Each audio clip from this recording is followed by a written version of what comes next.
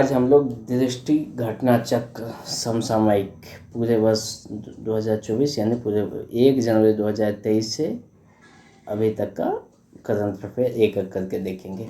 आ जाते हैं सबसे पहले चैप्टर 1 यानी ये पेज नंबर 1 जिसमें राष्ट्रीय घटनाक्रम को कवर किया गया है। पहला क्वेश्चन, वाइब्रेंट गुजरात वैश्विक शिखर सम्मेलन 2024 का आयोजन कब किया गया है? तो 10 से 12 जनवरी 2024 ईस्वी को। और ये कौन सा संस्करण था? 10वां संस्करण था। कहाँ? तो वाइब्रेंट गुजरात वैश्विक शिखर सम्मेलन। पश्चिम बंगाल सरकार ने किस दिन को राज्य दिवस के रूप में मनाने के लिए घोषणा किया है? राज्य दिवस के रूप में किसको मनाएगा? पयला बैसाख यानी बंगाली नववर्ष का जो पहला दिन आता है पयला बैसाख, उसी को राज्य दिवस के रूप में मनाएगा। और इसने एक गीत को भी राज्य गीत घोषित किया है। गीत का नाम क्या है? गीत कौन सा है? बांग्लार माटी बांग्लार जल। ये रविंद्रनाथ टैगोर द्वारा रचित गीत है, तो ध्यान देना है। बांग्लार माटी बांग्लार जल पश्चिम बंगाल का गीत बन गया है। और पयला बैसाख इसका जो बंगाली नववर्ष का प्रथम दिन था उसको राज्य दिवस बना दिया है। केंद्रीय मंत्रिमंडल ने किस हवाई अड्डे को हाल ही में मतलब 15 दिसंबर 2023 ईस्वी को अंतर्राष्ट्रीय विमानपत्तन घोषित किया है? तो ये क्या है? इसको सूरत हवाई अड्डा गुजरात। कौन सा हवाई अड्डा है? सूरत हवाई अड्डा गुजरात। ठीक है। भारत का पहला पूर्णतः इंटीग्रेटेड स्कूल ऑफ सस्टेनेबिलिटी कहाँ लॉन्च किया गया है? ये किया गया है IIT कानपुर में। और किसके किसके सहयोग से? कोटक महिंद्रा बैंक और IIT कानपुर के साझेदारी से। कैश फॉर क्वेरी मामले में मतलब कि पैसे देकर के क्वेश्चन पूछना, इस मामले में घोटाले मामले में संलिप्तता के कारण किस सांसद को लोकसभा से अयोग्य घोषित किया गया? तो ये कौन थे? महुआ मोइत्रा। ये किस पार्टी से जुड़ी हुई थी?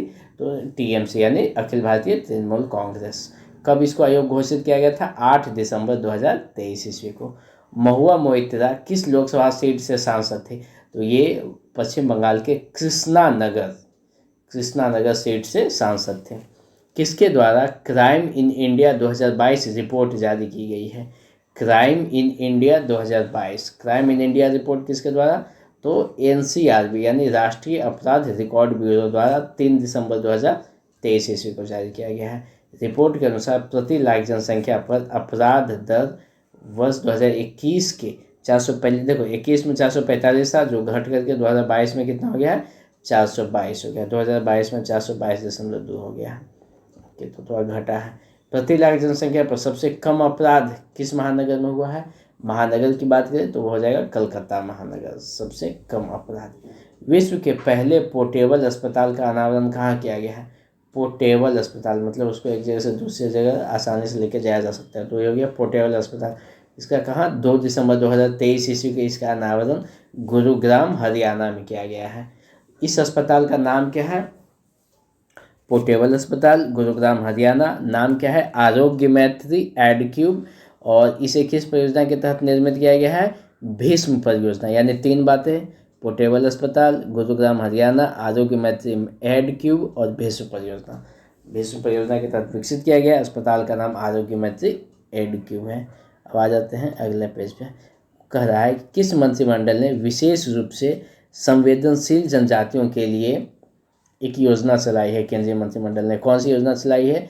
संवेदनशील जनजाति के लिए। तो उसको कहे हैं प्रधानमंत्री जनमन यानी PM, उसका JANMAN। अब ये JAN से इसका फुल फॉर्म निकलेगा। J से हो जाएगा जनजाति, A से हो जाएगा आदिवासी, N से हो जाएगा न्याय यानी प्रधानमंत्री जनजाति आदिवासी न्याय, और फिर MAN से हो जाएगा महाअभियान। तो ये हो गया प्रधानमंत्री जनमन। ये किसके लिए लाया गया है? जो संवेदनशील जनजाति हैं उसके लिए, उसको लाभ पहुंचाने के लिए योजना लाई गई है। अगला क्वेश्चन, द हम्प नामक द्वितीय विश्व युद्ध संग्रहालय। अब देखो, भारत में एक द्वितीय विश्व युद्ध संग्रहालय बना है जिसका नाम रखा है क्या? The hump. अब बताना ये किस राज्य में बना है? तो ये 29 नवंबर 2023 को इसका उद्घाटन किया गया। ये पासीघाट अरुणाचल प्रदेश में बना है क्या? द हम्प द्वितीय विश्व युद्ध का संग्रहालय है ये। केंद्रीय मंत्रिमंडल ने किस समूह को ड्रोन उपलब्ध कराने से संबंधित एक योजना को मंजूरी दी है?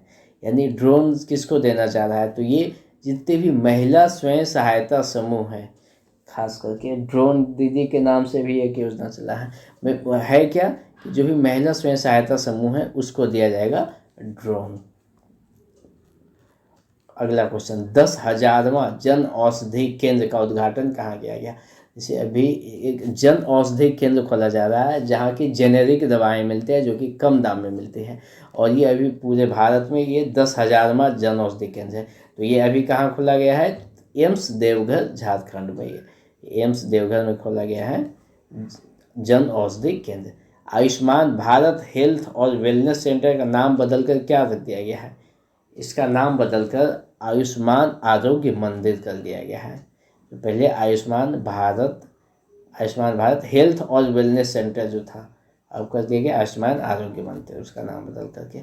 काशी तमिल संगमम का दूसरा चरण कब आयोजित किया गया? काशी और तमिल, ये किया गया 17 से 30 दिसंबर 2023 ईस्वी को, 17 से 30 दिसंबर। यह संगमम कहाँ आयोजित किया गया है? यह वाराणसी उत्तर प्रदेश में। गुजरात ने किस मछली को राज्य मछली घोषित किया है? तो ये क्या है? घोल। किसने घोल मछली को पूछे किसने राज्य मछली घोषित किया है? तो गुजरात ने किया है घोल मछली को। कब किया है? 21 नवंबर 2023 ईस्वी को। किस राज्य के रिस्पॉन्सिबल टूरिज्म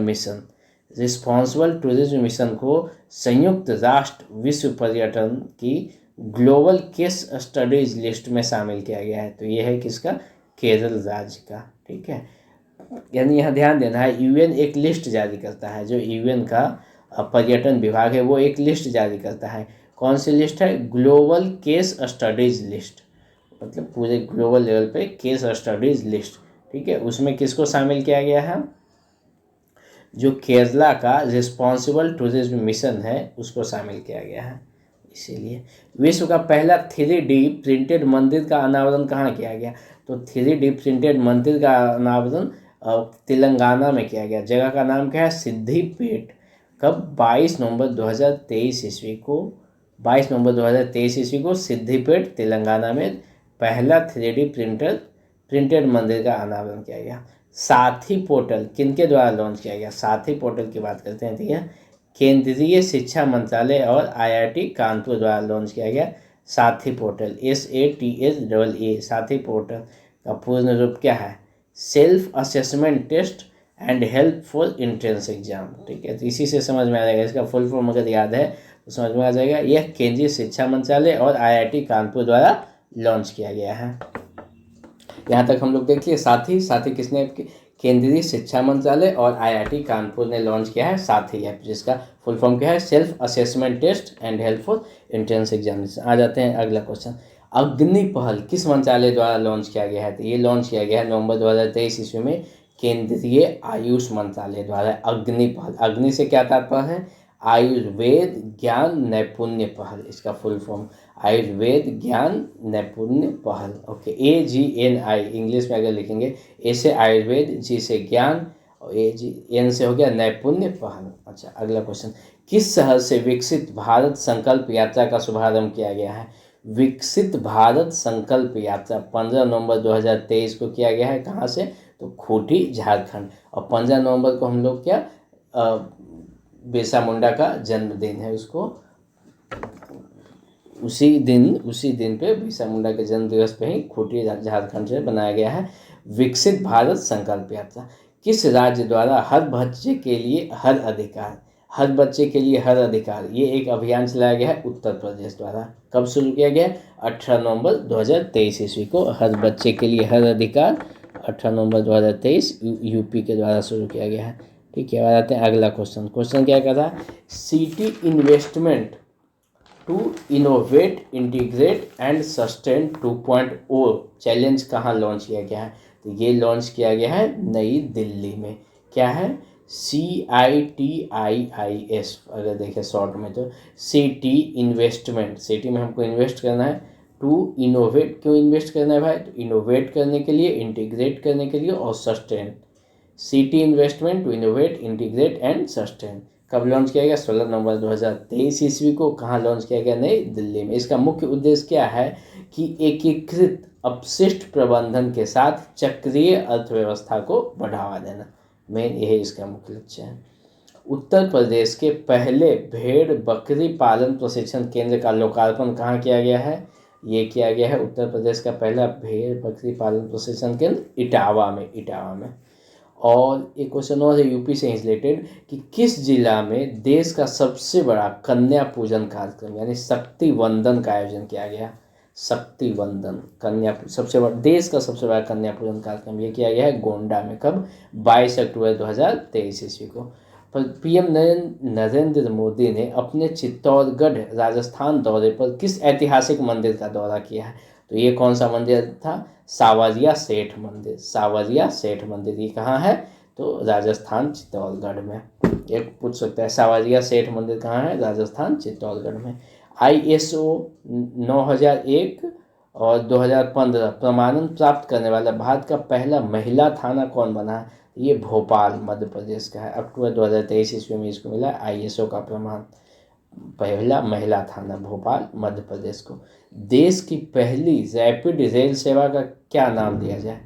देश की पहली रैपिड रेल सेवा जो कि अक्टूबर 2023 ईस्वी में चालू की गई, इसका नाम दिया गया है नमो भारत। ओके। राष्ट्रव्यापी ऑपरेशन चक्र 2 नामक अभियान किसने प्रारंभ किया है? ऑपरेशन चक्र 2 जो शुरू किया गया ये CBI द्वारा शुरू किया गया, केंद्रीय जांच ब्यूरो द्वारा ऑपरेशन चक्र 2 शुरू किया गया है। यह अभियान किसके खिलाफ प्रारंभ किया गया है? संगठित साइबर अपराध के खिलाफ ऑपरेशन चक्र 2 CBI द्वारा जारी किया गया है। गृह मंत्री अमित शाह ने किस शहर में सामऊ शहीद स्मारक एवं पुस्तकालय का उद्घाटन किया है? तो ये गांधीनगर गुजरात में किया है। क्या? शहीद स्मारक और पुस्तकालय दोनों हैं। शहीद स्मारक और पुस्तकालय दोनों है कहाँ? गांधीनगर गुजरात में। कब? 15 अक्टूबर 2023 ईस्वी को। यह स्मारक किस क्रांति से संबंधित है? तो यह स्मारक 1857 ईस्वी की क्रांति से संबंधित है। ओके। प्रधानमंत्री नरेंद्र मोदी ने युवा विकास के लिए किस नए सरकारी मंच को लॉन्च किया है? युवा विकास के लिए मेरा युवा भारत नामक एक सरकारी मंच लॉन्च किया गया है। उत्तर प्रदेश राज्य का जलीय जीव किसे घोषित किया गया? ये गंगेय डॉल्फिन को उत्तर प्रदेश का जलीय जीव घोषित किया गया है। कब? अक्टूबर 2023 ईस्वी को। भारत का पहला हरित ऊर्जा पुरातत्व स्थल कौन बना है? हरित ऊर्जा पुरातत्व स्थल ये तट मंदिर तमिलनाडु का बना है। देश का दूसरा राज्य जिसने जाति आधारित सर्वेक्षण कराने की घोषणा की तो दूसरा है राजस्थान। अगर पहला पूछ देता तो बिहार ने करवा भी लिया है। दूसरा राज्य राजस्थान। भारत की सबसे बड़ी पंप भंडारण परियोजना की आधारशिला कहाँ रखी गई है? पंप भंडारण परियोजना इसकी आधारशिला नीमच मध्य प्रदेश में रखी गई है। नीमच मध्य प्रदेश में। इसकी क्षमता कितनी है? 1440 मेगावाट। ओके। अक्टूबर 2023 ईस्वी के बाद के कारण निम्नलिखित में रही दक्षिण लियोनक झील किस राज्य में स्थित है? दक्षिण लियोनक झील ये सिक्किम में ले लेते हैं। ठीक है। विजयपुर औरैया फूलपुर पाइपलाइन परियोजना को किसके द्वारा समर्पित किया गया है? प्रधानमंत्री नरेंद्र मोदी द्वारा 5 अक्टूबर 2023 ईस्वी को। विजयपुर औरैया और फूलपुर यह परियोजना किन राज्यों में विस्तृत नहीं है? मध्य प्रदेश और उत्तर प्रदेश में ये परियोजना नहीं है। ठीक है। अब आ जाते हैं क्वेश्चन नंबर। स्वच्छ भारत मिशन ग्रामीण चरण 2 के तहत किस राज्य को 100% ODF प्लस का दर्जा दिया गया है? तो उत्तर प्रदेश। स्वच्छ भारत चरण दूसरा है उसमें उत्तर प्रदेश टॉप पे रहा है। अब पहला नीलगिरी तहर दिवस कब मनाया गया? एक्चुअली नीलगिरी तहर को तमिलनाडु का राजकीय पशु घोषित कर दिया गया नीलगिरी तहर को। तो इसलिए पहला नीलगिरी तहर दिवस कैसे मनाया गया? 7 अक्टूबर 2023 ईस्वी को। और वही नीलगिरी तहर ये कौन वहाँ के जनजाति का ही नाम था। पुराने संसद भवन को अब किस नाम से जाना जाएगा? ये हो जाए 19 सितंबर 2023 ईस्वी को इसकी घोषणा की गई। और किस नाम से जाना जाएगा? पुराना जो संसद है उसको कहा जाएगा संविधान सदन। आदि शंकराचार्य के स्टैचू ऑफ वननेस का अनावरण कहाँ किया गया? ओमकारेश्वर मध्य प्रदेश में। स्टैचू ऑफ वननेस ओके, महिला आरक्षण विधेयक 2023 लोकसभा में कब पारित किया गया? महिला आरक्षण वाला तो 20 सितंबर को लोकसभा से, 21 सितंबर को राज्यसभा से, और अभी यह राष्ट्रपति के शासन के लिए पेंडिंग है। यह कौन सा संविधान संशोधन विधेयक होगा? 128वां। दिसंबर 2023 ईस्वी में किस पशु को खाद्य पशु के रूप में मान्यता दी गई है? खाद्य पशु के रूप में मिथुन को। केंद्र सरकार ने कारीगरों के लिए कौन सी योजना प्रारंभ की? केंद्र सरकार ने कारीगरों के लिए विश्वकर्मा योजना, यानी 1700 सितंबर से 2023 तक विश्वकर्मा योजना कारीगरों के लिए